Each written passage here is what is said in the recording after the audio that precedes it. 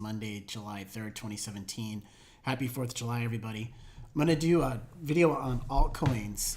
You're going to see some recurring themes in the altcoins. I think that we're at a point now where it's if you wanted to look at building or rebuilding or adding to your existing altcoin bags, this might be the week to do it. Things move pretty quickly, so this could all be null and void in a day or two. But I'm starting to see some things that have me interested again.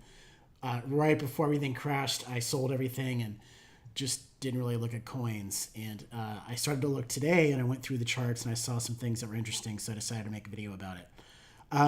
So let's get started. Taking a look at Ardor on a... let's turn that off. Taking a look at Ardor on a 4-hour chart. So I've got a Fibonacci, I've got the cloud up. You can see where it's come back down. What I'm seeing here is possibly a W pattern.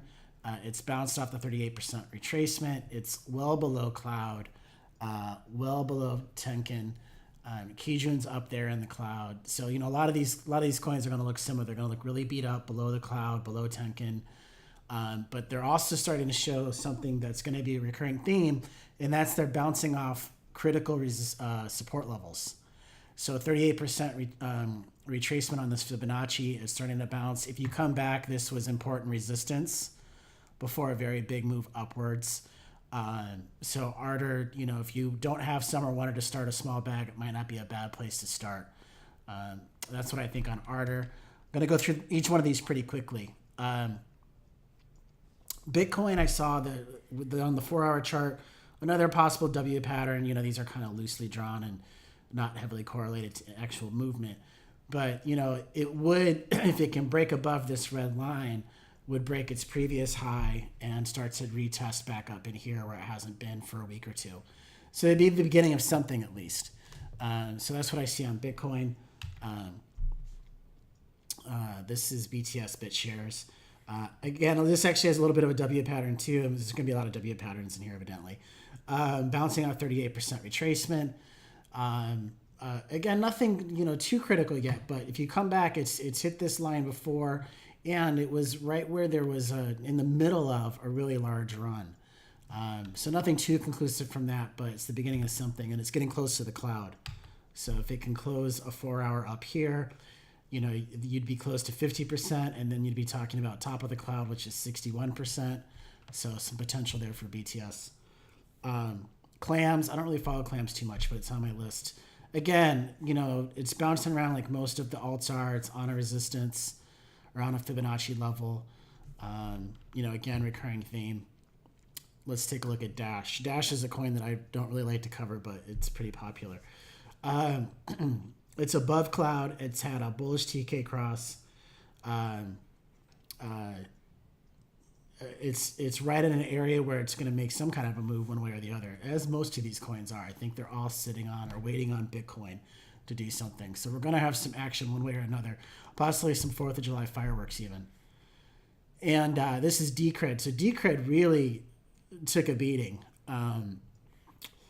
Below Tenkan all the way down, Kijun, Red Cloud.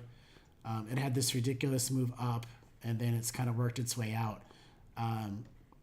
But if you go all the way back, it's still dealing with a previous support level, and it started to make a nice little rounded recovery bottom. So it didn't just crash through that support level. That support level actually did something for it. And you'll see a lot of the coins are starting to form this kind of a rounded bottom. Now, it may not mean anything if they crash through the bottom, in a week, in a couple of days. But these are the places where you would consider starting a position. You could do 10%, 5%, whatever your normal position is. You could do just do something small to get started. So that's what I think about Decred. DGB. DGB actually tried to have a little rally, came back up and kissed the Kijun and came back. It's doing a pin bar action right now. So we'll see what happens here. But it's at least tried to test something. It came back up and at least had a kiss of the Kijun again, which it hasn't seen since middle of June. It hadn't seen that since it had started to crash beginning of June. That's Digibyte. Ethereum Classic. So this one, again, you want to take a look at this horizontal line. It's been very important support. Um, it hasn't been below it since June 11th. And it was resistance and bounced around on it a couple of times. So I think this level is really important. You know, if you want to buy the bottom, you want to buy this pin bar stuff that's down here on a really important support level. I'm not saying that that's the place to do it, but I am saying I'm starting to see something that's similar across a lot of the altcoins, and they're either all going to go through support at the same time or they're going to start to turn around. So it's up to you whether or not you build your bags here. That's just an Ethereum comparison. So Factom had a nice head and shoulders here and then came down. You could argue potentially this is really sloppy, but another head and shoulders here. I don't know. That doesn't really work, I guess. But we would be in the neckline if you were to accept that as another head and shoulders. I don't know. But at any rate, this neckline has been important. It continues to be important. June 10th. So again, June 10th was another period where there was a downward swing in the altcoin market. We've come back down to test it, and now it's starting to show a little bit of a recovery here. So it remains to be seen if it stays above this level, but that's very important. You could open here with a stop here and just see how it plays out. That's one way to play this if you're not sure. Folding coin's an interesting coin. This is interesting because I asked about it, I think, when it was here. And then 12 hours later, it did this. So it's been on my watch list ever since. It's done some really radical moves here, evidently. And, but again, it's showing a nice rounded recovery bottom here. Come back up, touch the key June. Maybe it'll start to get some normal technicals we could take a look at because this is a bit of a mess. But nonetheless, it's showing the same kind of upward trend with a rounded bottom. Lisk. People love Lisk. I don't know anything about Lisk, but a lot of people like it. It hasn't shown a whole lot. These big wicks is a lot of indecisiveness. So there's definitely been some battles around it. Below cloud, below TK, nothing too bullish here. Support level, yeah, there was a little bit of support resistance on it back here at this time frame. But Lisk from a chart wise doesn't look all that great to me. Sia Coins, this is an interesting one because it had a tremendous run, came back down and tested support. And that support held here too. So again, a month apart, the supports come into play, and it's starting to show a little bit of recovery. So it's currently 530 Satoshi. So Sia Coin's one that I've owned a couple of times. I might actually buy that one again. So storage again, you've got your recovery, and this where it bounced here is significant because again it had a lot of price action around this level. Okay, came down, touched it, a bunch of pin bar support action, verified it, came down, really tested it here, got back above it, got close to it this time, and then bounced really hard for a 40% run. Had you caught this edge to edge, which would have been really difficult, but had you even just caught it from here to here, that's probably 30%. So storage is looking up, came back up, got over see if it can get over the key June, and then maybe possibly go for a run at the cloud. Steam, I don't know anything redeeming about Steam, and the chart doesn't look all that great, so I'm not going to say too much about it. I just think there's so many other better options than Steam. Maybe I'm misinformed. I'd be happy to have somebody set me straight in the comments, but I'm not going to spend a lot of time on that one. Stratus, I think, a good chart to look at because you can really clearly see how important this line's been. Blew through it in a tremendous run and came back down and tested it again, came back pin barred off of that for a nice big gain. And then it's just gradually drifted down with everything else, tested it, and now it's above it. So might not be a bad place to start a bag. Put a stop below that line if you want to be cautious and just see how that goes. Don't really know much about the coin, but technically that's what I see on the chart. STI, I think that's Stellar. Could be wrong. I don't even know the names of some of these.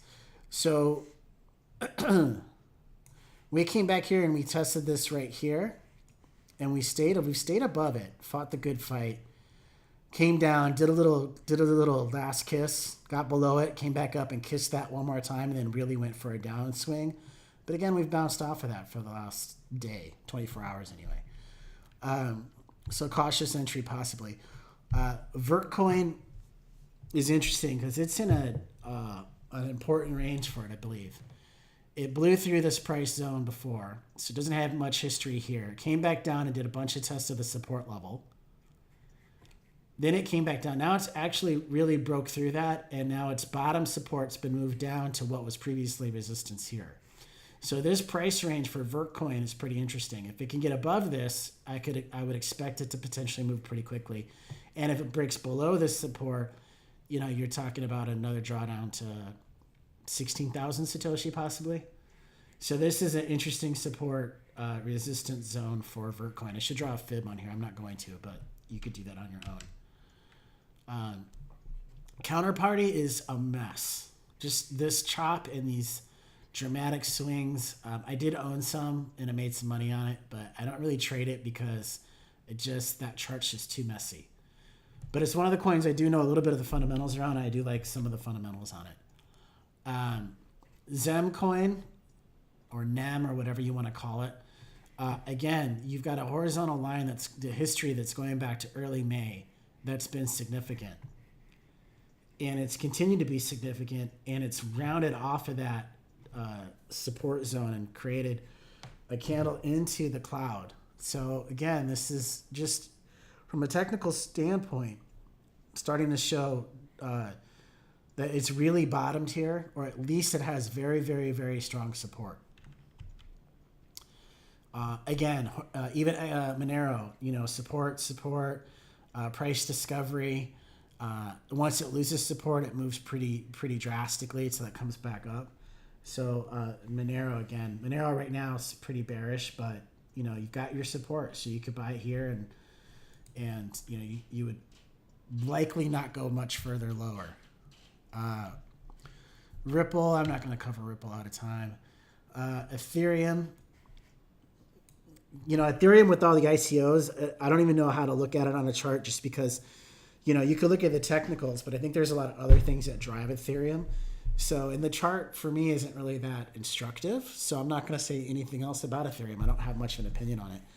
There are two coins that I do want to add in here that I didn't cover already, and that's Litecoin. So Litecoin has what potentially here is a cup and handle. It is currently right now in the 4-hour chart, has a nice wick above that, but hasn't really confirmed it. I would like to see another, at least half this candle close up here to confirm that cup and handle, and then Litecoin could really go. I think Litecoin may be a safe haven between now and the events of August 1st. I really wouldn't be surprised to see Litecoin run. It's not an endorsement of Litecoin, but I'm just saying that I wouldn't be surprised. And especially with technical patterns like this, if it can get through here, let's see where the line is. Yeah, I guess technically you'd want to see it up here, but nonetheless, Litecoin potentially has a big move in store. And then finally, I want to end with EOS. Oh. Okay, maybe I don't know if I could do a 4-hour chart on that one. Okay, well, EOS is the new ICO that came out. I'm not going to chart it because it's not coming up. But I did buy some of that a couple days ago, and I don't even know what the price of it is right now, so I can't talk about it. But it's a new coin with a lot of hype, and generally I try to stay away from that. But then when it got released on a couple of markets, it didn't really do much. So I bought a little bit, and then a couple hours later it started to move. So I'm not really endorsing it, but it's another coin that I'm keeping an eye on. It doesn't have any much technical history. I think the longest chart you can get on it right now is maybe 15 minutes or an hour. But EOS is one that I'm currently messing around with, and we'll just have to see how it goes. So anyway, if I left something out, please put it in the comments, and subscribe, like, complain, and have a great 4th of July.